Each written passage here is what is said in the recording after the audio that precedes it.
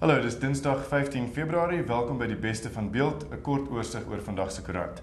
In ons hoofnuus: 'n baba seentjie van 6 maande was gisteraand in 'n kritieke toestand in die hospitaal nadat hy deur die voorruit van sy ouers se motor geslinger is in Sasolburg. Riata Nel gesels met 'n ooggetuie van hierdie ongeluk. Leonard Tshwene, die beleerde oud hoof van Atletiek Suid-Afrika, is skuldig bevind op talle aanklagte teen hom wat onder meer verband hou met die finansiële bestuur van die land se atletiekliggaam. Dit was Tshwene wat uitgevang is dat hy gelieg het oor waarom Caster Semenya deelgeneem het aan 'n internasionale atletiekbyeenkoms verlede jaar. Willem de Swart berig verbeeld. Leon Wessels, gewese menseregtekommissaris en oud-minister, vertel aan Beeld hoe diep gewortel hy glo vooroordeele nog in Suid-Afrika is en dat hy self nie dapper genoeg is om te sê dat hy nie 'n rasis is nie. Niels Jackson berig.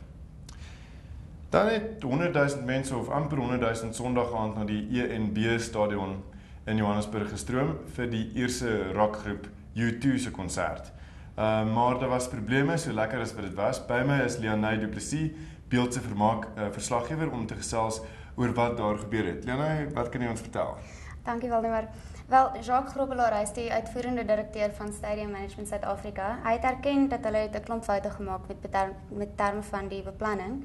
Hulle het byvoorbeeld erken dat daar was vir te min kos begroot, so wat 'n halfuur voordat U2 opgetree het hulle uit kos uit gehardloop. Nou, die grootste rede hiervoor is dat die mense 'n klomp ure voordat U2 opgetree daar aangekom het. Die hek het 4 uur al oopgemaak en toe het 22,000 mense al reeds ingestroom in daardie eerste uur. En begin eet en drink natuurlik. En begin eet en drink natuurlik, waarvoor hulle nie begroot het nie. Hulle was wel baie goed met die beplanning van die parkering. Hulle het die hele tyd kommunikasie deurgegee aan die mense, vir hulle gesê, luister, julle moet byvoorbeeld 2 ure vroeër daar aankom of 3 ure vroeër daar aankom, soos wat hulle gesien het die parkering gaan rowwe raak. So wat dit betref, dink ek dit is 'n pluimpie in hulle veer.